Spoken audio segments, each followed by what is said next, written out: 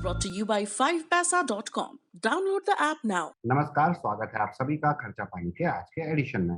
अंशुमन जी, आप बड़े रोचक ढंग से लाइनअप बताते हैं, इसलिए आजकल हमने आप ही को कार्यभार सौंपा है लाइनअप। दर्पण, धन्यवाद। खर्चा पानी के इस संस्करण में आपका स्वागत है। अफगानिस्तान हमारी खबरों के शीर्ष पर बना हुआ है और अफगानिस्तान से केवल खबरें सुरक्षा या डिप्लोमेसी से जुड़ी हुई नहीं है, बल्कि अब आर्थिक मसलों पर भी बड़ी खबरें आ रही हैं। अफगानिस्तान का जो पैसा विदेश में रखा हुआ है उसका क्या होगा? अफगानिस्तान का जो बैंक है वो कैसे काम करेगा? क्या दुनिया अफगानिस्तान को मदद देना जारी रखेगी या तालिबान को अलग थलग कर दिया जाएगा? इस पर बहुत कुछ हुआ है पिछले 24 घंटों में, जिस पर हम चर्चा करेंगे विस्तार से और समझने की कोशिश करेंगे कि दुनिया कैसे अफगानिस्तान में सत्ता परिवर्तन को आर्थिक रूप से ले रही है। और दूसरी जो महत्वपूर्ण खबर हमारे पास चर्चा के लिए आज ये है वो है कि कल केंद्रीय कैबिनेट ने नेशनल पाम ऑयल मिशन की घोषणा की है।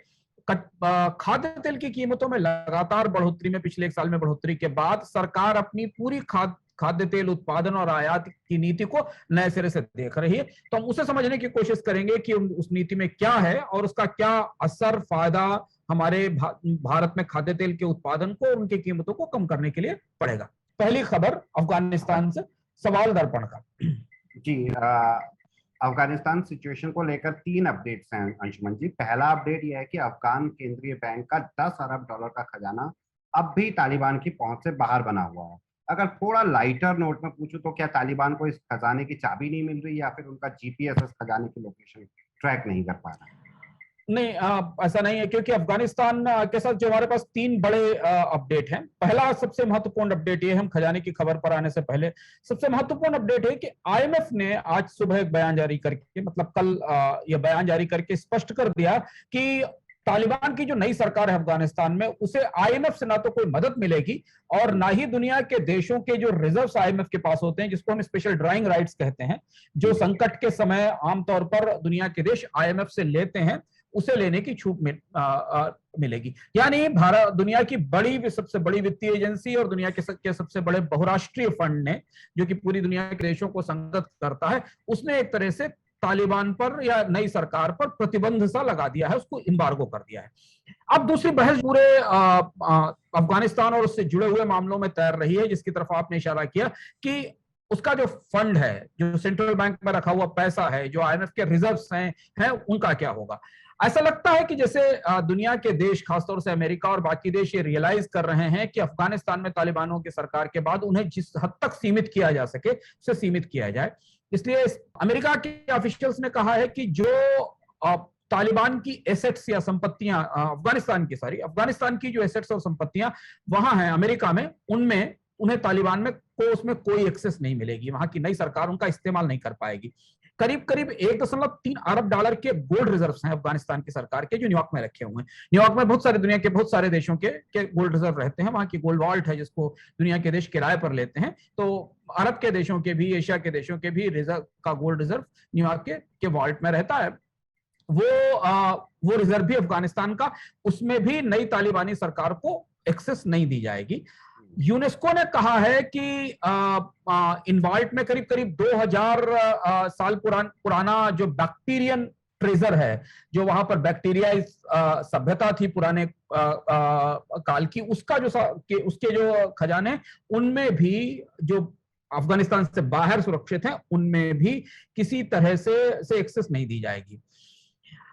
बहुत सारे लोग दुनिया में इस प्रयास में है, या इस बात की मुहिम शुरू हो रही है कि किसी तरह से कानून बनाकर नई अफगानी सरकार को या तालिबानी सरकार को दुनिया के वित्तीय संसाधनों तक पहुंचने से रोका जा सके। अफगानिस्तान का जो सेंट्रल बैंक है, अफगानिस्तान बैंक का जो फॉरेन करेंसी रिजर्व्स हैं, जो गोल्ड है और बाकी जो ट्रेजर्स हैं, उन तक तालिबान की पहुंच अभी तक नहीं हो पाई है।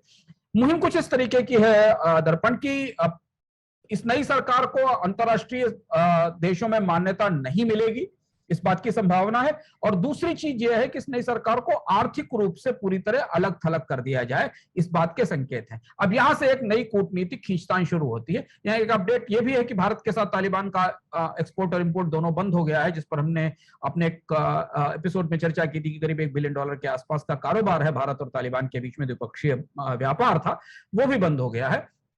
तो प्रयास यह है कि आईएमएफ के जरिए विदेश में रखे हुए अफगानिस्तान की संपत्तियों को रोककर एक तरह से इस नई तालिबानी सरकार को आर्थिक रूप से अलग थलग किया जाए। ये कोशिश किस हद तक सफल होगी, क्योंकि जो कूटनीतिक मुहिम है उसमें चीन की तरफ से तालिबान की नई सरकार को लेकर कुछ सकारात्मक संकेत आ रहे हैं। चीन इस सरकार के साथ संबंध बनाने की या उसको रिकॉग्नाइज करने के संकेत दे रहा है। ऐसी परिस्थिति में मैं अफगानिस्तान की इस सरकार का आर्थिक ब्लॉकेड है, इसको इकोनॉमिक रूप से रोकने की जो कोशिश है उसमें कितनी कामयाबी मिलेगी ये तो अभी स्पष्ट नहीं है। लेकिन ये ताजी खबरें या जो ताजी अपडेट हैं वो अफगान सरकार को, तालिबानों की नई सरकार को आने वाले समय में आर्थिक रूप से गहरी तंगी का सामना करना पड़ सकता है। शुक्रिया अंशुमन जी। 2 अपडेट तो आपने दे ही दिए। एक तो अफगान केंद्रीय बैंक का जो खजाना अभी भी तालिबान की पहुंच से बाहर बना हुआ, और दूसरा आईएमएफ वाला। तीसरी की ओर को भी आपने इशारा किया था, लेकिन मैं इसको एक क्वेश्चन फॉर्मेट में रख देता हूँ। तीसरा अपडेट ये है कि Federation of Indian Export Organisation FIO के महानिदेशक डॉक्टर अजय सहाय ने कहा है कि तालिबान ने पाकिस्तान के रास्ते से कार्गो की आवाजाही रोक दी है, जिससे भारत में वहां से होने वाला आयात निर्यात बंद हो गया। अभी अंशुमन जी एक न्यूज भी पढ़ रहा था कि इसके चलते ड्राई फ्रूट्स 20% तक महंगे हो गए हैं, और इसी के बारे में आपने अपडेट भी दिया। हाँ, क्योंकि कुछ कारोबार तालिबान जो अफगानिस्तान से आने वाला सामान था, खासतौर से ड्राई फ्रूट्स और कुछ मिनरल्स थे, वो पाकिस्तान के सहायक कॉरिडोर के जरिए आते थे और कुछ एयर रूट से भी आते थे और भारत की तरफ से बहुत सारा सामान या बहुत सारी चीजें भारत के बारे में हम विस्तार से चर्चा कर चुके हैं कि भारत ने $3 बिलियन से ज्यादा का निवेश वहां कर रखा था, तो वो अफगानिस्तान में जाता था। स्वाभाविक सी बात है कि इस सरकार के आने के बाद वो सारी प्रक्रियाएं पूरी तरह ठप हो गई, और इसलिए अफगानिस्तान में जो बेचैनी है और वो ये है कि अगर तालिबानी सरकार का इकोनॉमिक ब्लॉकेज शुरू हो गया, जिसकी संभावना बनती दिखाई दे रही है कि पूरी दुनिया ने इस सरकार को मान्यता नहीं दी और इसको आर्थिक रूप से अलग थलग किया, जो पूरी तरह संभावित है और होना भी चाहिए, तो अफगानिस्तान में जो पूरी की पूरी प्रक्रिया पिछले 10-12 सालों में इकोनॉमी को नए सिरे से खड़े करने की थी वो ध्वस्त भी हो जाएगी, और अफगानिस्तान में जो लोग एक बेहतर भविष्य की उम्मीद कर रहे थे, अगर कारोबार, काम धंधे, एक्सपोर्ट इंपोर्ट, डॉलर, बैंकों में एक्सेस, ये सब बंद हो गया, तो फिर अफगानिस्तान वापस उसी युग में पहुंच जाएगा जिस युग में वो इससे पहले 20 साल पहले था। पाम ऑयल और एडिबल ऑयल को लेकर आपने और सिद्धांत जी ने खर्चा पानी के एक एपिसोड में डिस्कशन भी किया है, उसका लिंक हम दर्शकों के लिए डिस्क्रिप्शन में डाल देंगे। अब अंशुमन जी अपडेट ये आया है जिसकी तरफ आपने इशारा भी किया कि कैबिनेट ने मिशन पाम ऑयल को मंजूरी दे दी है, तो क्या ये देश की खाद्य तेलों पर निर्भरता कम करने की ओर कोई कदम माना जा सकता है? खाद्य तेल को लेकर सरकार की रणनीति पिछले 10-12 साल से, बल्कि लगभग आप माने 15 साल से दर्पण पूरी तरह सही नहीं हो पा रही है। कोशिशें बहुत हुई हैं कि खाद्य तेल का उत्पादन बढ़ाया जाए, क्योंकि भारत में वो सबसे महत्वपूर्ण इंग्रेडिएंट है भोजन का, लेकिन हम लगातार क्रमशः हर 2 साल बाद 3 साल बाद खाद्य तेलों में महंगाई का एक दौर देखते हैं। भारत का इंपोर्ट डिपेंडेंस खाद्य तेलों पर काफी बड़ा है। खासतौर से भारत हर साल पिछले साल $5.8 बिलियन के क्रूड और रिफाइंड पाम ऑयल का इंपोर्ट किया। तो एक इतनी बड़ी अर्थव्यवस्था जिसकी फूड इकोनॉमी में सारी चीजें भारत में ही उत्पादित होती हैं, वहां एक बहुत महत्वपूर्ण खाद्य इंग्रेडिएंट के लिए या हिस्से के लिए भारत बड़े पैमाने पर विदेशी बाजारों पर निर्भर है, यानी खाने वाला तेल और गाड़ियों को चलाने वाला तेल, ये दोनों तेल जो है वो भारतीय अर्थव्यवस्था के लिए शुरुआत से चुनौती बने हुए हैं। तो कल कैबिनेट ने एक और कोशिश की। कल कैबिनेट ने एक national mission on edible oils / oil palm NMEO-OP को लॉन्च किया जिसको की मंजूरी दी गई। 11,040 करोड़ रुपए का ये मिशन नॉर्थ ईस्टर्न रीजन और अंडमान निकोबार आइलैंड में पाम ऑयल की खेती को, पाम की खेती को और वहां से पाम ऑयल के उत्पादन पर केंद्रित रहेगा। पाम पर इसलिए फोकस किया जा रहा है, उसकी वजह यह है कि भारत की जो पूरी ऑयल एडिबल ऑयल रिफाइनिंग की इंडस्ट्री है, और भारत में जितना भी खाद्य तेल आता है उसमें सबसे बड़ा हिस्सा इंडोनेशिया और मलेशिया से आने वाले क्रूड और रिफाइंड पाम ऑयल का है। यानी आप जो भी रिफाइंड ऑयल बाजार में इस्तेमाल करते हैं या अपने घरों में इस्तेमाल करते हैं, उसमें पाम ऑयल का बड़ा हिस्सा है। भारत में अपनी जरूरत का लगभग 98% क्रूड पाम ऑयल इंपोर्ट होता है, यानी कि हम भारत में पाम का या पाम से निकलने वाले तेल का उत्पादन नगण्य है, 0 के बराबर उसका उत्पादन करते हैं। इस स्कीम का लक्ष्य है दर्पण कि ये करीब करीब जो भारत में अभी इस समय 10 लाख हेक्टेयर के भारत में इस समय जो पाम की खेती बहुत सीमित है, इसे 2026 तक बढ़ाकर 3.7 लाख हेक्टेयर तक ले जाने का लक्ष्य रखा गया है। यह भी कोशिश की गई, यह भी लक्ष्य रखा गया है कि 2026 तक भारत में पाम ऑयल का उत्पादन 28 लाख टन के आसपास होगा। यह केंद्र सरकार की एक की स्पॉन्सर्ड स्कीम है, जिसमें 2196 करोड़ रुपए की का कंट्रीब्यूशन स्टेट्स को करना होगा और ये पाम की खेती में जो निवेश है जो तकनीकों में निवेश है, पाम ऑयल के उत्पादन में जो निवेश है, उसको के लिए फंडिंग उपलब्ध कराएगी और ये कोशिश करेगी कि निजी क्षेत्र और किसान बाकी लोग मिलकर पाम के उत्पादन को शुरू करें, जिससे कि भारत को क्रूड पाम ऑयल और पाम ऑयल के आयात में आत्मनिर्भरता मिल सके। अब यहाँ एक पेंच है इसमें जो समझना हमारे लिए जरूरी है, वो ये कि 1991-92 से लेकर 1991 में भारत ने एग्रीकल्चर मिनिस्ट्री के तहत technology mission on oil seed and pulses launch किया था। तब से आज तक भारत में खाद्य तेलों का उत्पादन बढ़ाने, पाम ऑयल का उत्पादन बढ़ाने, बाकी चीजों का उत्पादन बढ़ाने की कोशिशें बहुत सारी होती रही हैं, लगातार होती रही हैं, लेकिन कहीं कोई बहुत बड़ा ब्रेक थ्रू या कोई बहुत बड़ा नतीजा भारत में खाद्य तेलों की आत्मनिर्भरता बढ़ाने के क्षेत्र में नहीं मिला है। सरकार ने एक इससे पहले ऑयल पाम डेवलपमेंट प्रोग्राम के नाम से 8वें और 9वीं योजना में पूरी स्कीम चलाई थी जी, मतलब सिर्फ पाम ऑयल के डेवलपमेंट के लिए 8th और 9th प्लान के दौरान कराई थी। गवर्नमेंट ने पाम ऑयल कल्टीवेशन पर 10वीं और 11वीं पंचवर्षीय योजना में integrated scheme for oil seed pulses, oil palm and मेज इस पर भी मदद दी थी। तो ये तीसरा अटेम्प्ट है या तीसरा प्रयास है पाम ऑयल की खेती को भारत में बढ़ाने, उसका उत्पादन बढ़ाने का। अगर आप 8वीं पंचवर्षीय योजना देखें, 9वीं पंचवर्षीय योजना देखें, 10वीं देखें, 11वीं देखें, सरकारें लगातार इस बात की कोशिश करती रही हैं कि भारत में पाम ऑयल का प्रोडक्शन या पाम का प्रोडक्शन बढ़ सके, जिससे कि खाद्य तेलों के क्षेत्र में आत्मनिर्भरता आ सके। लेकिन बहुत बड़ी सफलता इसमें अभी तक हमें उपलब्ध नहीं हुई है।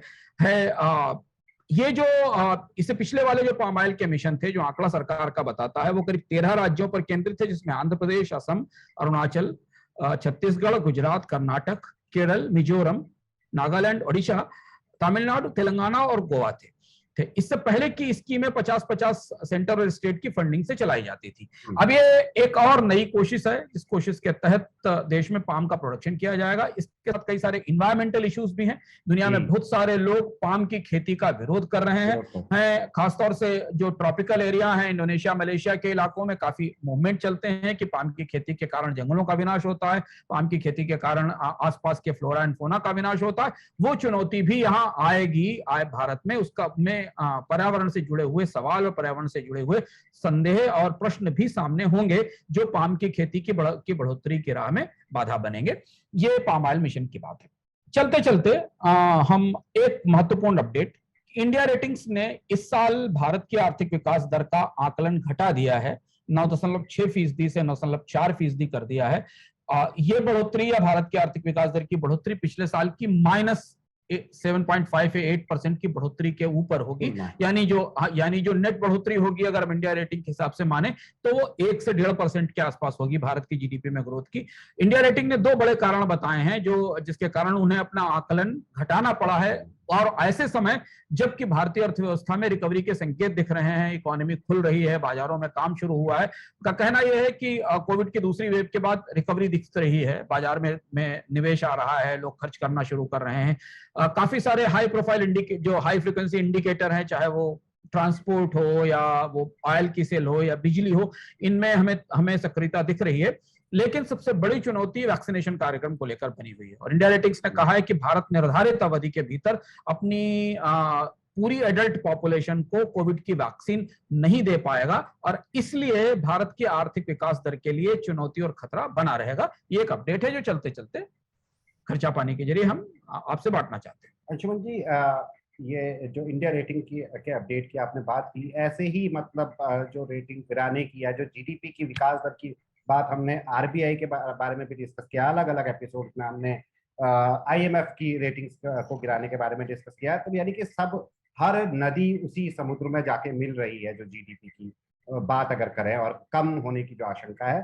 चलते चलते मेरी तरफ से भी एक अपडेट दर्शकों के लिए, जानकारी के लिए, कि पाम को हिंदी में ताड़ कहते हैं, लेकिन हिंदी और इंग्लिश दोनों ही आम बोलचाल की भाषा में इसको हम पाम ही बोल दिया करते हैं। ये एक अपडेट था और ये था आज का खर्चा पानी। आप सभी का शुक्रिया। कल तक के लिए विदा। शुक्रिया अंशुमन जी। धन्यवाद।